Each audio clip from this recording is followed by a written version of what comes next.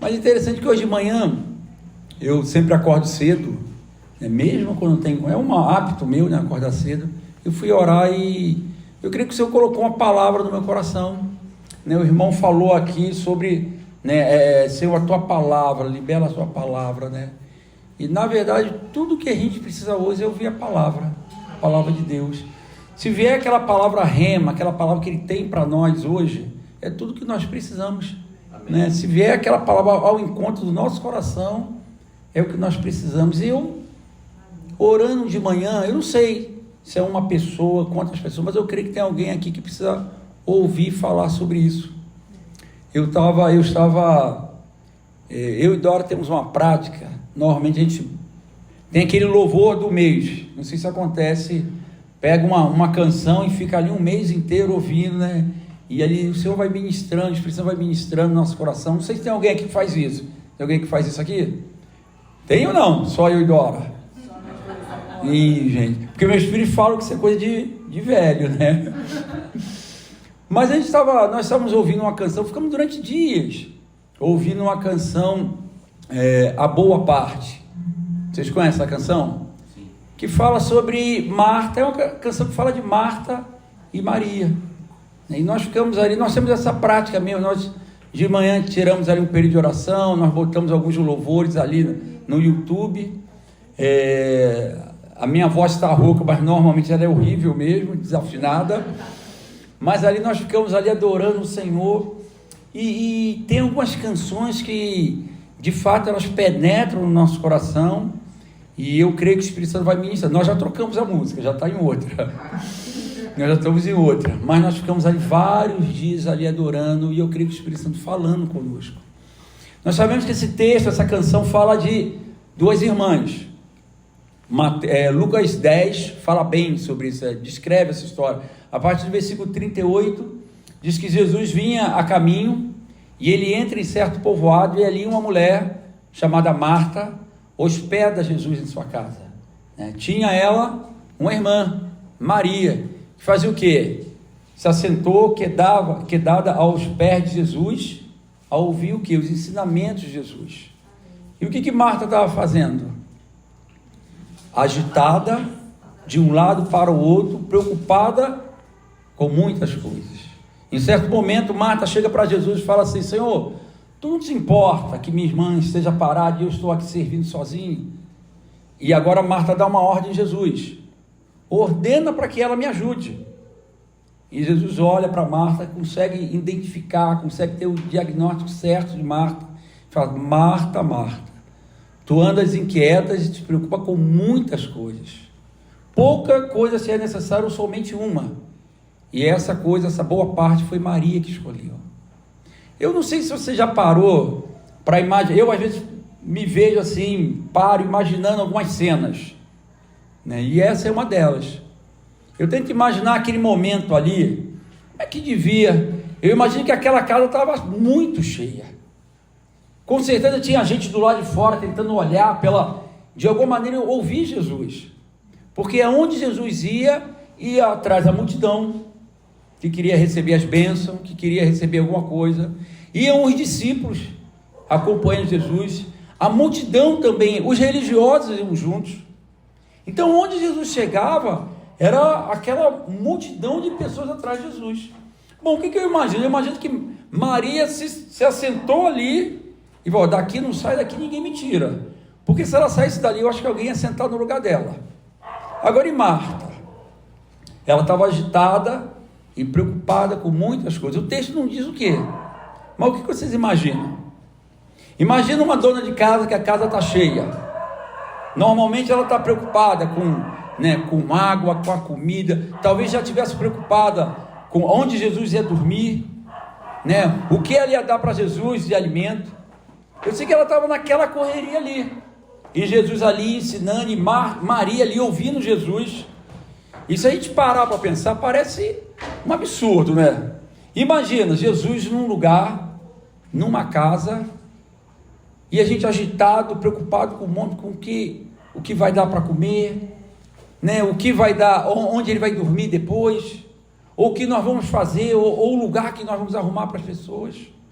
Eu não sei se você já parou para pensar. Quando eu paro para pensar, parece um absurdo o que Marta fez ali, não é? O que vocês acham?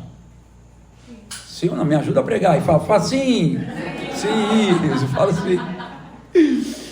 Mas você já parou também para pensar que muitas vezes nós fazemos isso?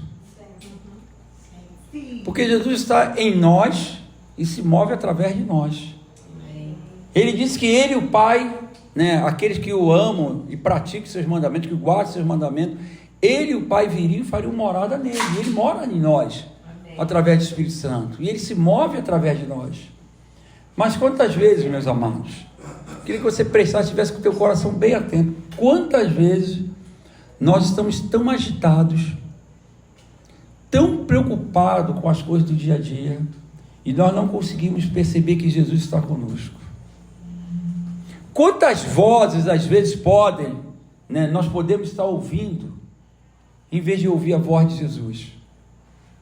Às vezes é um desemprego, às vezes é uma dificuldade financeira, às vezes é uma enfermidade, às vezes é um filho, às vezes é um problema no casamento. Não sei, diversas situações podem acontecer, que muitas vezes nos tiram da presença de Deus, nos tiram do centro da vontade de Deus. E nós, em vez de pararmos para ouvir, como Maria fez, ela para tudo. Maria ali não estava preocupada com as outras coisas. O que ela queria era desfrutar daquilo que Jesus tinha para ela. O que ela queria era desfrutar da presença de Jesus. Marta não. Mas eu às vezes me pego assim. Às vezes a agitação, as preocupações, os muitos problemas que vão se apresentando me impedem ou me levam a não conseguir parar para ouvir Jesus. Nós vivemos num mundo completamente, cada vez mais agitado. Aqui tem alguns jovens, mas a maioria já tem uma idade mais próxima à minha. Se parar para pensar como era a vida na nossa época, lá na minha época, o mundo não exigia muitas coisas. É ou não é? Normalmente não se exigiam muitas coisas. Conforme os anos foram passando, as exigências se tornaram maiores. Cada vez mais as exigências são maiores. Eu lembro da minha mãe, quando eu era garoto, ela chegava num banco, nós morávamos em Bangu, lá no Rio de Janeiro.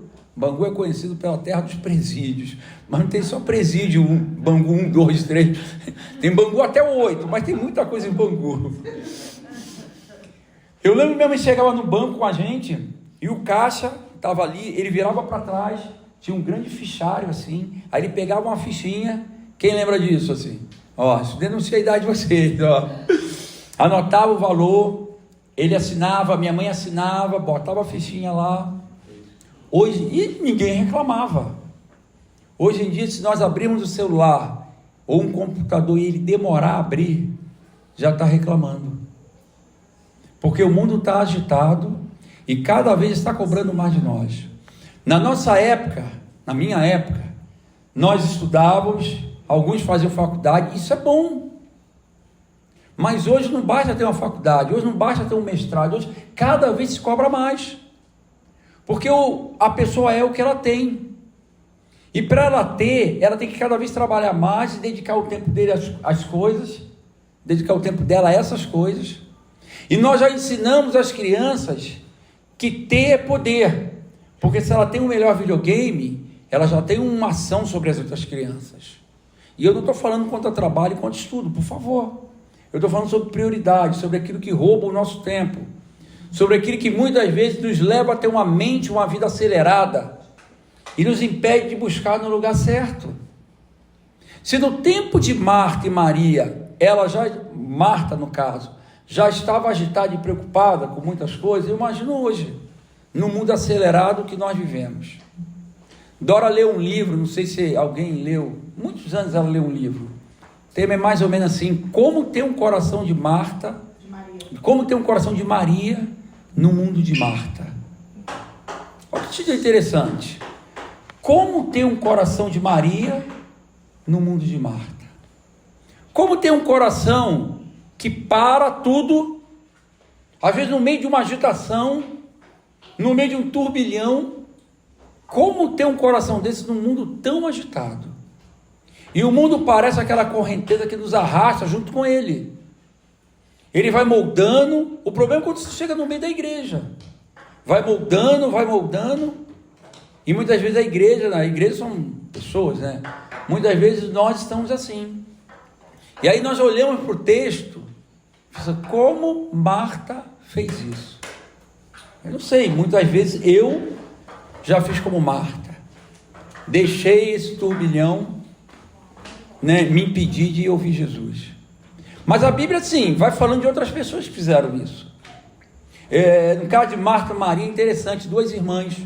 Nós temos 2 filhos e demos o mesmo ensino. E eu imagino que Marta, Maria e Lázaro tiveram o mesmo ensino, é provável. Mas 2 irmãs, cada uma com atitude diferente. Quando nós olhamos, por exemplo, para Abel e Caim, mesmos pais, mas decisões, posicionamentos diferentes. O que leva, às vezes, dentro de uma mesma casa, ou dentro de um mesmo grupo de discípulos, alguns escolherem ouvir Jesus e outros escolherem deixar a agitação, as preocupações tomarem um tempo. O que leva, por exemplo, a pessoa a tomar decisões tão diferentes, às vezes, no mesmo ambiente. Quando nós olhamos, por exemplo, para Barnabé, como é que Barnabé surge? Ali no finalzinho de Atos 4, versículo 36, né? E José, a quem os discípulos deram o sobrenome de Barnabé, que quer dizer filho da exortação, né? Natural de Chipre, levita, como tendo um campo, vendeu e depositou aos pés dos apóstolos o valor. Assim começa a história de Barnabé. E assim acaba o capítulo 4 de Atos. Aí começa o capítulo 5. Como é que começa o capítulo 5 de Atos? Quem lembra? Me ajuda aí, quem lembra? Ananias e Safira. Quem lembra? Ananias e Safira, não é? Mas olha que interessante. Barnabé entra na história dando. Ananias e Safira vem logo em seguida, debaixo daquele mover. E o que eles fazem? Vendem. Ninguém pediu para eles venderem. Ninguém pediu o dinheiro deles. Aí eles retêm uma parte, né, e dão outra. Pedro falou, ninguém pediu a vocês. Mas olha que diferença. No meio de um mover, eu não consigo nem imaginar o que estava acontecendo ali, meus amados. Vocês já foram a uma reunião onde quase 3.000 pessoas se converteram? Eu nunca fui, eu queria ir numa reunião dessa, né? Onde alguém fizesse o apelo, onde o Chico fizesse o apelo e quase... Era o que estava acontecendo lá, amados. Aquele avivamento, aquela explosão, o reino de Deus se espalhando. E aí um chega e dá tudo. O outro casal, em comum acordo, vai e retém. Por que alguns escolhem? Mas eles não estavam ali no meio da igreja? Estavam ali no meio do mover? Estavam ali. E aí quando a gente pega Paulo, por exemplo, ali, surgindo ali em Atos, também 7, né, no finalzinho, né, 7 e 8, quando Estevão é apedrejado, diz que Estevão é apedrejado, e aí começa o capítulo 8, dizendo que Paulo consentiu com a morte de Estevão, e ele entrava pelas casas, assolando, prendendo, arrastando as pessoas da igreja, prendendo. Só que de repente, quando a gente pega o capítulo 9 de Atos, lá no capítulo 9, capítulo 9, diz que quando Paulo está no caminho de Damasco, o que acontece com ele? Uma luz. Uma luz. Gente, quando a luz de Jesus chega, ela ofusca tudo. Amém. Quando a luz de Jesus chega, ela coloca, ela dissipa toda a trevas. Ela coloca luz, às vezes, nas nossas trevas. É por isso que nós precisamos da palavra. É por isso que nós precisamos dessa luz.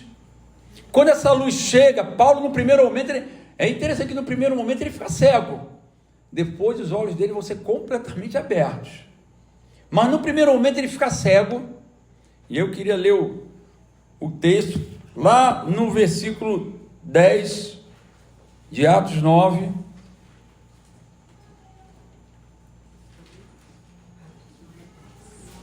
Atos 9, 10. Ora, havia em Damasco o quê? Certo discípulo. Havia o quê? Discípulo. Havia um discípulo, Ananias. Quantos filhos tinha Ananias? Quem sabe? Não, vocês não sabem? Não é possível que vocês não saibam quantos filhos tinha Ananias. Não, nem eu, ninguém sabe. O nome da esposa, vocês ficaram... A esposa de Ananias. O que a gente sabe? Ele era um discípulo. Gente, como faz diferença quando um discípulo está naquele ambiente? Um discípulo como Daniel, por exemplo, no meio de uma Babilônia toda cheia de prostituição, de deuses falsos, de uma sujeirada toda, por causa de um homem, um jovem, 3 reis declararam: não há Deus como o Deus de Daniel. E aqui em Damasco havia um discípulo. E o Senhor fala com Ananias, interessante, um Ananias, né, lá com Safira, né, tem aquela postura. Agora um outro Ananias, ele aqui é um discípulo. Deus fala com ele, o Senhor fala com ele, e ele no primeiro momento ele responde assim: Senhor, esse homem, tem ouvido falar desse homem? Quanto mal esse homem tem feito aos teus filhos, aos teus servos lá em Jerusalém. E ele vem até aqui com carta também para nos prender, para nos... E aí Deus fala com Ananias de novo: vai lá, a rua chamada direita, porque convém que esse homem... Aí começa a falar para Ananias, e o que Ananias faz? Vai. E é interessante, quando Ananias chega lá, ele chega assim: irmão Saulo. Gente, um discípulo faz toda a diferença. Amém. Um discípulo, ele no primeiro momento ele diz: Senhor, ele tem feito mal, mas diante da palavra de Deus, um discípulo não questiona mais. Amém. Ele vai, chega lá, ele ora, impõe as mãos, ora, e o texto, se a gente seguir lendo, ali, versículo 17 em diante, diz que Paulo recobra a visão, imediatamente é batizado, e ali você já vê no versículo 19 que Paulo já está pregando. Sabe, uma transformação, né? Como diz, né? Água para o vinho. Em um momento ele está indo para aquela cidade, para perseguir, para prender. E em outro momento, 3 dias depois, Paulo agora está pregando a palavra de Deus. Claro que antes de ter um Paulo, teve um Ananias, e depois teve um Barnabé. Seja um Barnabé na vida de um Paulo. Sempre tem alguém para nos ajudar. Sempre vai ter um Ananias, sempre vai ter um Barnabé. Mas e aqui abrindo parênteses, esses Barnabés, esses Ananias estão aqui. Os Paulos estão por aí, precisando ser encontrados. Mas os Barnabé, os Ananias estão aqui. Mas em 3 dias, a vida daquele homem muda. É claro, né, não tem os detalhes. É claro que Paulo deve ter dado trabalho nisso. O que vocês acham? Ele era impetuoso, ele era, né, lançado, ele deve ter dado algum trabalho para os irmãos. Mas em 3 dias, algo aconteceu com Paulo que ele mudou completamente. Por que muitas vezes, na vida de alguns, isso não acontece? O que será que Paulo, naqueles 3 dias que ficou cego, o que será que ele conseguiu ver, espiritualmente falando? O que será? Porque Paulo estava lá orando. Naquele tempo cego ele está orando. O Senhor falou com Ananias: ó, chega lá. Ele já sabe que você vai chegar lá, que um discípulo chamado Ananias vai chegar lá para orar por ele. Ele já sabe. Ele já sabe por quê? Porque naqueles 3 dias o Senhor continuou falando com Paulo, com Saulo ainda. O Senhor já estava preparando aquele homem. Mas quando ele recobra a visão, ele já sai dali, batiza e prega. O que será que Paulo viu que às vezes nós não vemos? O que será que Maria viu que às vezes nós não vemos? O que será que Barnabé viu e que nós às vezes não vemos? Bom, eu queria ler um texto, e depois dessa breve introdução, aleluia, só quando eu falo isso, só ela fala, é só para testar, ver se você... Depois dessa breve introdução, pô, dá um amém, aí vai. Esse irmão ficou com medo quando a gente fala isso. Vou demorar não, pode ficar tranquilo. Tem mais quantos minutos aqui, Chico? Vanessa sempre brinca que até 9 horas, só que aí você fica, os irmãos vão embora. Vocês sabem, toda tem sempre um reloginho de frente pro pastor, né? Não adianta a gente tirar o relógio, vai ter sempre um relógio de frente. Abra a tua Bíblia em Filipenses 3, versículo do 3 em diante. Eu creio que a resposta para o que aconteceu com Paulo e Maria está aqui. Eu creio que a resposta que nós precisamos também está aqui. Amém. Escuta antes de ler aqui, vou repetir, nós estamos cercados de vozes, de conceitos, de muitas. Ouvi uma pregação de Jorge Mitian em 2001 que eu nunca esqueci. Não sei se o Chico escutou. Filosofias do mundo versus reino de Deus. Filosofias que se opõem à palavra de Deus. Eu nunca, isso tem mais de 20, essa pregação está gravada na minha mente e no meu coração. Oi? 23 anos? Eu nunca esqueci essa pregação. Ele vem falando sobre o humanismo, sobre o secularismo, sobre o racionalismo, sobre como essas coisas invadiram a igreja. Porque essas coisas estão no mundo. Essas coisas se ensinam na escola. E é muito comum, às vezes, no meio da igreja, você ouvir uma pessoa falar assim: eu não mereço passar por isso. E isso nada mais é do que o princípio do humanismo. Porque, na verdade, o que nós merecíamos é aquela cruz, amados. E ele tomou o nosso lugar. Alguns falam assim: eu tenho direito a ser feliz. E quando a gente olha para a vida do nosso Senhor, ou para a vida de Paulo, ou para a vida de Pedro, ou para a vida dos apóstolos, mas isso é humanismo. E muitos casamentos que estão acabados são baseados nessas duas frases: eu tenho direito a ser feliz, eu não mereço passar por isso. Já que eu não mereço, eu tenho direito a ser feliz, eu não mereço passar por isso, é melhor você parar aí. Coisas que foram invadindo. Mas isso está todas essas vozes que nos cercam, elas querem nos influenciar. Existem pessoas que estão assim, não estão agitadas, estão preocupadas, não estão conseguindo ouvir o Senhor. Em vez de ouvir o que ele falou lá em Mateus 11, vinde a mim, todos que estão cansados e sobrecarregados, que eu vos aliviarei. Tomai o meu jugo que é leve e suave, e eu vos darei o quê? Descanso.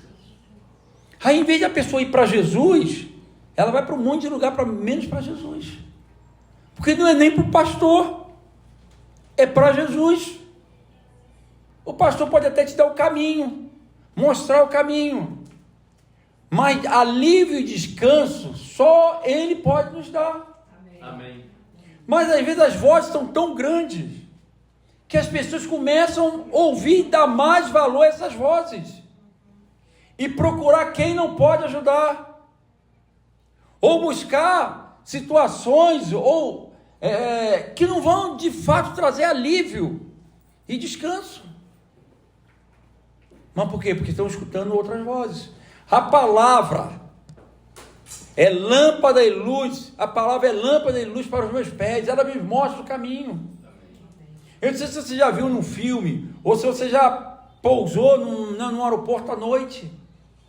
Embora o avião tenha todos aqueles instrumentos, e aquilo por si só já faz, já instrui o piloto, mas na pista à noite se forma dois lados assim de lâmpadas. O que aquelas lâmpadas indicam? O caminho, a direção. A palavra de Deus é isso, é lâmpada e luz para o meu caminho. Ela indica a direção que eu tenho que seguir. Então, se qualquer filosofia, doutrina, se qualquer palavra humana, seja quem for, se contraria a palavra de Deus, ela vai nos levar para o lugar errado. E nós vivemos esse momento onde as pessoas estão ansiosas, estão aflitas. Jesus falou: olha essas ovelhas, chamou a atenção dos discípulos, estão como ovelhas que não têm o quê? Estão aflitas como ovelhas que não têm o quê? A solução não é o pastor, mas o pastor vai indicar, vai levar para a parte verdejantes, vai levar para o verdadeiro pastor.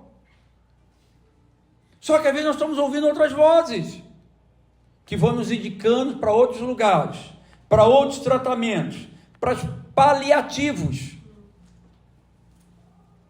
Quando nosso Senhor, aquele mesmo, que ressuscitou um homem que estava morto há 4 dias, aquele mesmo, que tem poder sobre todas as coisas.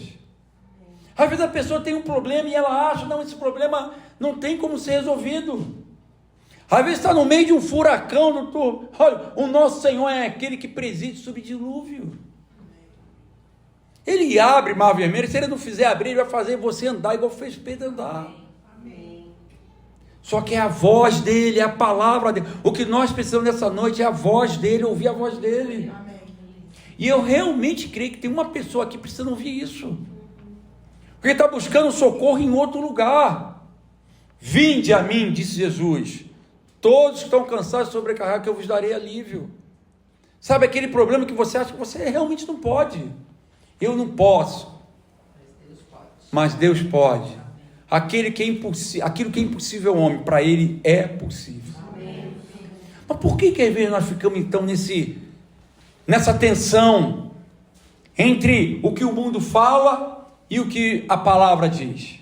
Bom, no capítulo 3 de Filipenses, Paulo fala assim, porque nós, versículo 3 em diante, porque nós é que somos a circuncisão, nós que adoramos a Deus no Espírito e nos gloriamos em Cristo Jesus, e não confiamos na carne. Bom, Paulo já falou, eu não confio na carne. O que é confiar na carne? É justamente não confiar em Deus, resumindo. Porque se eu confio na minha carne é porque eu não confio em Deus. É confiar na minha capacidade, na minha força, no meu QI, no meu diploma, no meu dinheiro, no meu cartão de crédito, na minha sabedoria ou inteligência, melhor dizendo. Porque sabedoria é temer o Senhor. Paulo está falando isso, eu não confio na carne, bem que eu poderia confiar também na carne. Se qualquer outro pensa que pode confiar na carne, eu ainda mais. Paulo falou, se vocês acham que pode confiar na carne, eu mais do que vocês. E agora o que Paulo vai fazer? Ele vai apresentar o currículo dele. Olha o currículo de Paulo, vê se era um currículo que era fácil de aceitar em qualquer lugar. Circuncidado ao 8º dia, da linhagem de Israel, da tribo de Benjamim, hebreu de hebreus, quanto à lei, fariseu. Bom, o que Paulo está falando aqui? Eu cumpri a lei, eu sou um judeu genuíno, eu venho da raiz de Israel, eu não sou fruto de um relacionamento misturado entre um pai e uma mãe de outra, não, eu tenho essa raiz, eu venho da tribo de Benjamim, era uma tribo respeitada. Benjamim é o único filho que nasce na terra prometida. Benjamim é a tribo que fica com Judá. De Benjamim saiu o primeiro rei de Israel. Saul sai de lá. Era uma tribo respeitada. Paulo está apresentando o currículo dele. Fariseu para nós é motivo de né? Mas para eles não. Para eles ser fariseu era respeito, era respeitoso. Era um grupo que cuidava para que as outras doutrinas não invadissem Israel.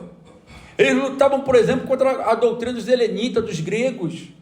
Então era um grupo respeitado. Então quando ele fala que era fariseu, ele não está menosprezando que ele, pelo contrário, eu era importante, eu era o cara. Mas ele continua, quanto ao zelo, perseguidor da justiça. Isso aqui também é joia, porque quando ele perseguia a igreja não era por maldade, é porque Paulo era zeloso com tudo que ele cria. E quando ele se converte, ele também é zeloso. Continua sendo, porque ele já era assim.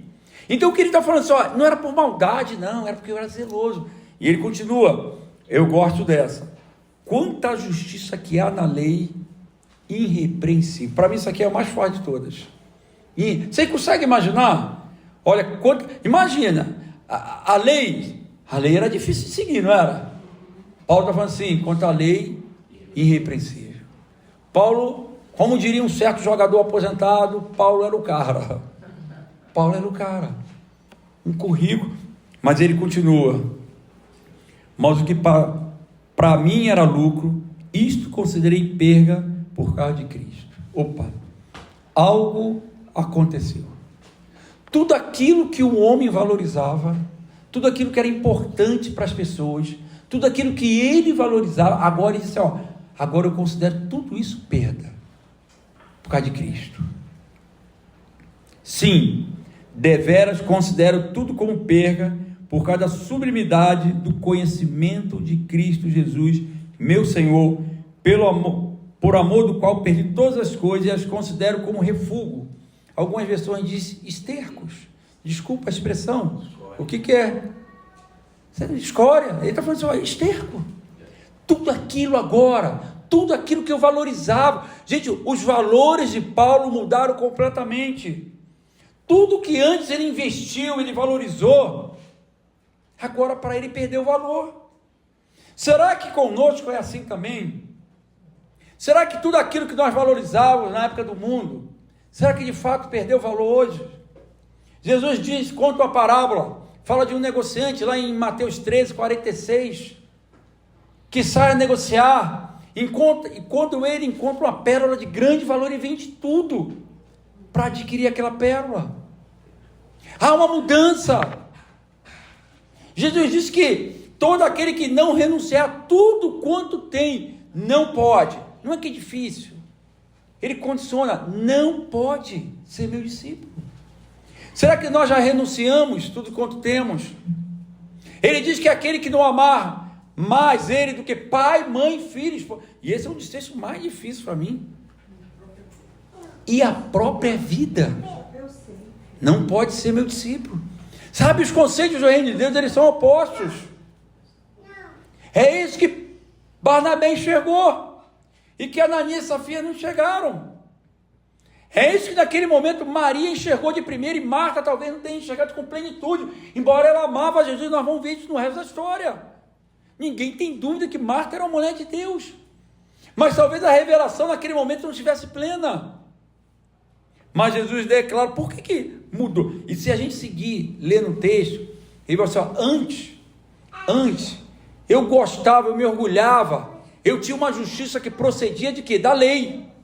Agora a minha justiça procede da fé que eu tenho em Cristo Jesus, procede de Deus. Olha como mudou. Antes ele era zeloso, irrepreensível na lei.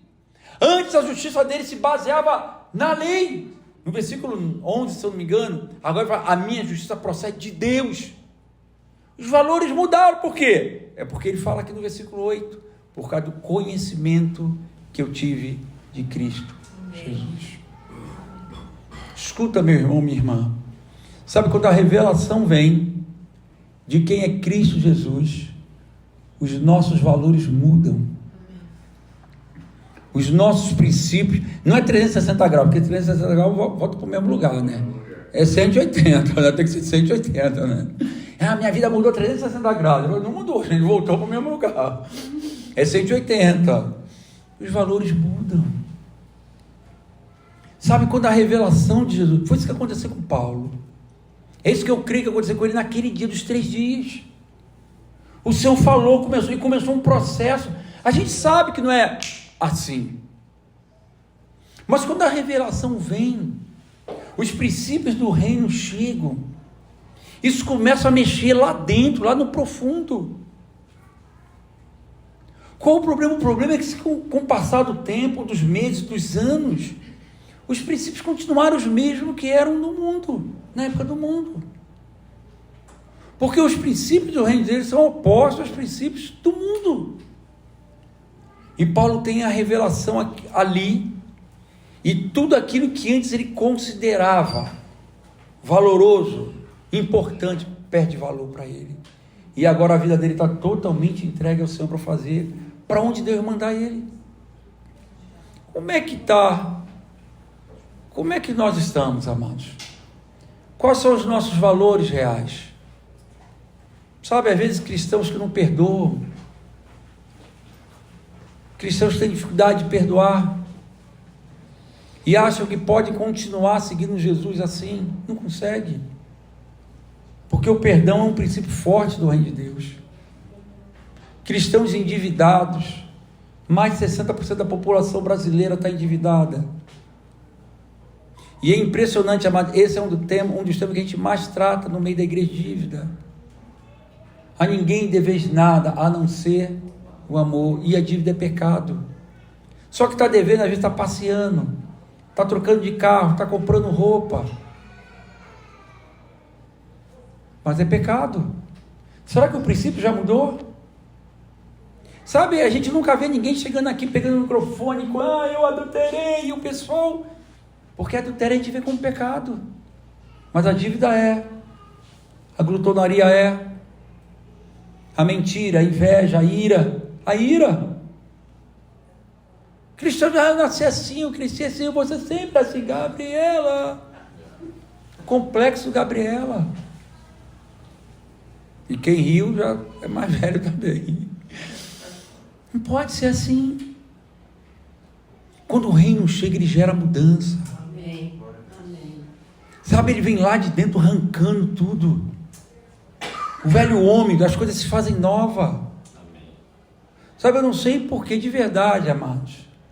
Sabe, eu vi no carro ali, cochilando ali, o meu motorista de Uber dirigindo, a gente veio lá de Passa Quatro, lá de 300 e poucos quilômetros daqui, mas eu pensando sobre isso, assim, o que o Senhor quer falar conosco nessa noite. E quando o meu irmão terminou aqui o período das canções, falando sobre a palavra, sabe o que a gente precisa? É uma palavra de Deus. A palavra de Deus cura a angústia. Eu fico imaginando Pedro, depois de ter negado. Pedro era aquele homem atirado. Me dá só mais uns minutinhos, já estou acabando. Aquele homem intrépido, atirado. Eu fico imaginando na hora que Pedro sabe a notícia que Jesus ressuscitou. Pedro deve ter pulado, deve ter... Só que de repente, eu imagino, ele deve ter, depois do pulo, ele deve ter parado. Meu Deus, eu neguei Jesus, eu neguei o Filho de Deus. Mas o Senhor é tremendo, chama os discípulos e a Pedro, porque tem um recomeço. Amém. Porque se ele não fala e a Pedro, provavelmente Pedro não ia. Se fala só os discípulos, Pedro, ele não se sentia mais discípulo. E eu imagino o drama de Pedro aquele dia, a alegria, e depois, meu Deus, como vai ser esse encontro comigo? Pedro devia estar esperando que Jesus vai agora, vai. Jesus chega com aquela voz mansa e faz 3 perguntinhas. E bastou um encontro, meus amados. Um encontro com Jesus para Pedro ser curado. Sabe, não precisou de um monte de sessões. Não precisou de fazer um monte de coisa. Não precisou de fazer campanha de nada. Ele precisou de um encontro com Jesus. De ouvir a voz certa. Porque até Lázaro morto há 4 dias, quando ele morto, né, atado, preso lá nas ataduras, cheirando mal, até ele, quando ouve a voz de Jesus, vem para fora. Sabe, talvez Deus queira fazer isso com alguém hoje aqui. Amém. Tirar da prisão, uma angústia. A gente precisa ouvir a voz de Jesus. Para de ouvir outras vozes. Ouve, não estou falando voz dos irmãos, por favor, porque Jesus fala através da igreja também. Amém. Fala através da palavra, fala através da igreja. Vocês estão me entendendo? Para de ouvir vozes contrárias àquilo que Deus fala. Eu não sei se tem alguém assim aqui hoje, igual Marta, agitado, preocupado, talvez sem saber o que vai fazer amanhã. Mas eu quero dizer isso, basta você ouvir Jesus. Amém. Basta você ouvir Ele, que Ele vai te dar direção. Nós, muitas vezes, estamos nos alimentando das coisas erradas, amados. Salmo 37, habita na terra, versículo 3, faz o bem e alimenta-te da verdade. Lá atrás, Salmo 37, só que Jesus fala assim, eu sou o caminho, a verdade. O que é se alimentar da verdade? João 6,57, aquele que de mim se alimenta, por mim viverá. Sabe o que acontece, amado? Às vezes nós estamos nos alimentando das coisas erradas, das notícias ruins. Minha mãezinha, ela passa o dia com a televisão ligada numa emissora. Eu falei, mãe, para de ver isso, mãe. Ela fica apavorada, Rio de Janeiro. Imagina, aqueles jornais que, eu não posso chamar aquele jornal, só fala de morte. Minha mãezinha fica apavorada. Na hora que nós vamos lá, né, toda semana tá com minha mãe, eu e Dora. Na hora que a gente vai embora, você tem que ver o medo dela. Meu filho, cuidado, não vai por tal lugar. Quando moramos em Brasília há 19 anos, voltamos ano passado. E eu gosto de caminhar. Então, quando eu ia caminhar, meu filho tira a aliança, tira o relógio, não vai com esse tênis. Eu falei, mãe, eu venho. Porque as notícias ruins vão alimentando.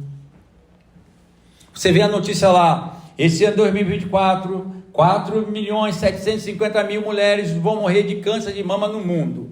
Ai, mas meu Deus, sou eu. A mulher já tem mulher que fala assim, eu sou uma delas. Está se alimentando de coisa ruim. Nós precisamos nos alimentar de Jesus. Amém. Nós precisamos nos alimentar de Jesus. Amém? Amém. Vinde a mim, todos que estão cansados e sobrecarregados, que eu vos aliviarei. Toma o meu jugo que é leve e suave, que eu vos darei descanso. Eu queria fechar com isso.